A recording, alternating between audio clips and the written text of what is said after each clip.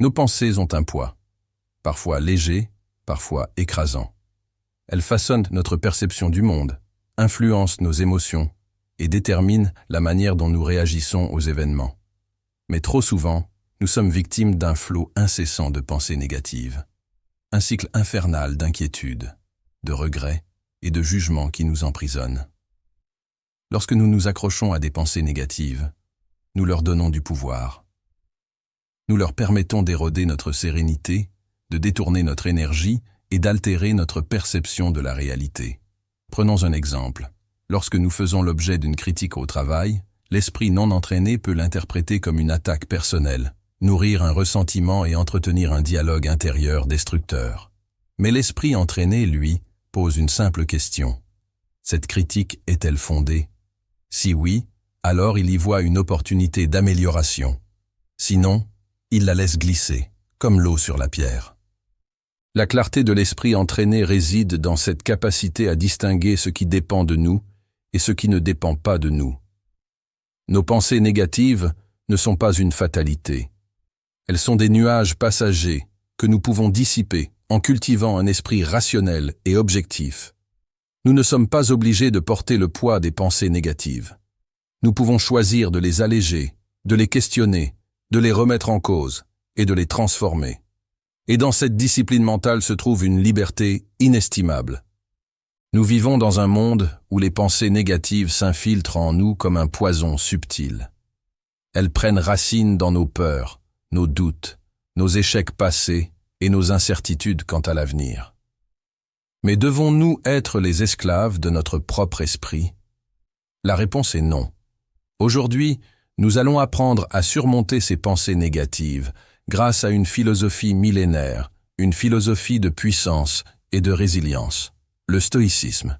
Le stoïcisme, souvent mal compris, n'est pas un rejet des émotions, mais une discipline qui nous enseigne comment les dompter. C'est un entraînement de l'âme, une pratique rigoureuse de la raison et de la sagesse. Grâce aux principes stoïciens, nous allons apprendre à neutraliser l'impact des pensées négatives et à forger un esprit serein, inébranlable. Nous allons à présent entamer la partie la plus importante de ce sujet aussi sensible.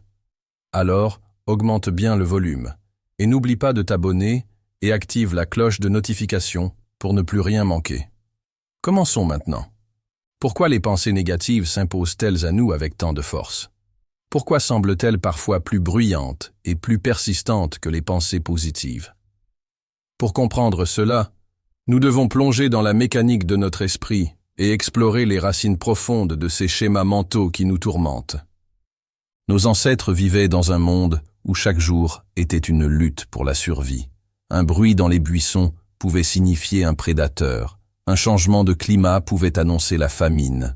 Ceux qui étaient vigilants, méfiants et attentifs aux dangers avaient plus de chances de survivre et de transmettre leurs gènes. Notre cerveau a donc évolué avec un biais de négativité. Il accorde naturellement plus d'attention aux menaces qu'aux opportunités. Aujourd'hui, ce biais demeure, même si les dangers ont changé. Ce ne sont plus des tigres qui nous menacent, mais l'incertitude, l'échec, le jugement des autres.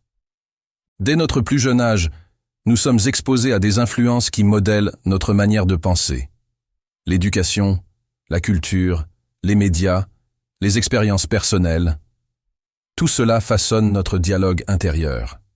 Si nous avons grandi dans un environnement où la critique était omniprésente, où la peur de l'échec était accentuée, ou où l'on nous répétait que nous n'étions pas assez, alors notre esprit a appris à adopter ces pensées négatives comme une norme. Ajoutons à cela l'impact des réseaux sociaux et des nouvelles anxiogènes. Nous sommes constamment bombardés d'informations qui nourrissent l'inquiétude, la comparaison, l'insatisfaction. Plus nous laissons ces messages s'imprégner en nous, plus notre esprit les adopte comme une vérité. Nos pensées négatives sont souvent le reflet de nos croyances profondes sur nous-mêmes et sur le monde. Si nous avons vécu des échecs répétés, nous pouvons en venir à croire que nous ne sommes pas capables. Si nous avons été trahis, nous pouvons développer une méfiance généralisée. Ces croyances deviennent des filtres à travers lesquels nous interprétons chaque situation. Un simple retard dans la réponse d'un ami devient alors une preuve qu'il ne nous apprécie pas. Un obstacle au travail se transforme en confirmation que nous ne sommes pas à la hauteur. Les pensées négatives ne sont pas un hasard. Elles sont le produit de plusieurs forces, notre biologie, notre éducation, nos expériences passées et la société dans laquelle nous vivons. Notre cerveau est programmé pour détecter les dangers et anticiper les pires scénarios. Cela nous a aidés à survivre dans le passé, mais dans le monde moderne, cette programmation nous enferme dans une spirale d'inquiétude et de souffrance mentale. Les stoïciens, quant à eux, nous enseignent que ce n'est pas la réalité qui nous trouble, mais l'opinion que nous en avons. Marc Aurèle, empereur philosophe, nous rappelle « Ce qui trouble les hommes, ce ne sont pas les choses, mais les jugements qu'ils portent sur ces choses. » Comprendre cela est le premier pas vers la liberté mentale. L'un des principes fondamentaux du stoïcisme est la dichotomie du contrôle. Il y a ce qui dépend de nous et ce qui n'en dépend pas. Les pensées négatives naissent souvent d'un attachement excessif à ce que nous ne pouvons pas contrôler. L'opinion des autres, les événements extérieurs, les résultats de nos actions. Si nous concentrons notre énergie uniquement sur ce qui dépend de nous, nous trouvons la paix intérieure. Alors, demandons-nous, est-ce que cette pensée négative est sous mon contrôle? Si la réponse est non, nous devons apprendre à la laisser passer comme un nuage dans le ciel. Si la réponse est oui, alors nous devons agir rationnellement et non émotionnellement. Les pensées négatives sont souvent exagérées et déformées. Nous avons tendance à tout dramatiser, à généraliser, à nous accrocher à des croyances limitantes. Le stoïcisme nous invite à observer ces pensées avec un regard neutre et objectif. Nous souffrons plus dans notre imagination que dans la réalité. Prenons un exemple simple. Si nous avons peur de l'échec, demandons-nous rationnellement « Qu'est-ce qui constitue réellement un échec? Est-ce une catastrophe ou une opportunité d'apprentissage ?» Un exercice puissant consiste à écrire nos pensées négatives et à les déconstruire une par une en demandant « Est-ce une vérité absolue ?» La plupart du temps, nous réalisons que nos peurs sont infondées. Les stoïciens pratiquaient un exercice puissant, se voir soi-même comme un observateur extérieur. Plutôt que d'être emportés par l'émotion, ils prenaient du recul et analysaient la situation comme s'ils donnaient un conseil à un ami. Imaginons une dispute. L'émotion nous pousse à répondre avec colère, à nous justifier, à attaquer. Mais si nous nous regardions de l'extérieur, que verrions-nous?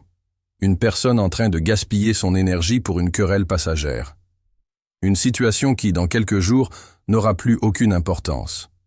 Ce simple changement de perspective peut nous éviter bien des regrets.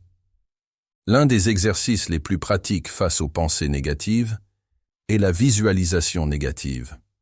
C'est un exercice paradoxal, mais incroyablement efficace. Plutôt que de fuir nos pensées négatives, nous devons les confronter et les apprivoiser. En imaginant rationnellement le pire scénario possible, nous réalisons que nous sommes capables d'y faire face. Cet exercice nous prépare mentalement à toutes les éventualités et nous empêche d'être paralysés par la peur. En nous exposant volontairement aux pensées difficiles, nous enlevons leur pouvoir destructeur. L'adversité est inévitable. Les pensées négatives, la souffrance, la perte, l'échec aussi, et tout cela fait partie de l'existence humaine. Mais la différence entre ceux qui avancent et ceux qui s'effondrent ne réside pas dans ce qu'ils traversent, mais dans la manière dont ils l'interprètent et y réagissent. Chaque épreuve peut devenir une source de puissance, si nous choisissons de l'utiliser ainsi. Chaque jour, notre esprit est bombardé par des pensées négatives.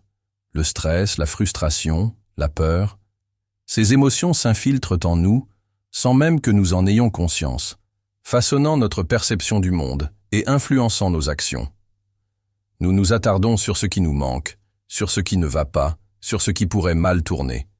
Et à force de nourrir ces pensées, nous nous enfermons dans un cercle vicieux, un état d'esprit où tout semble pesant et insurmontable. Mais avons-nous déjà pris le temps d'observer à quel point notre regard sur la vie est biaisé? De voir que ce que nous considérons comme des problèmes ne sont parfois que des illusions créées par notre propre esprit?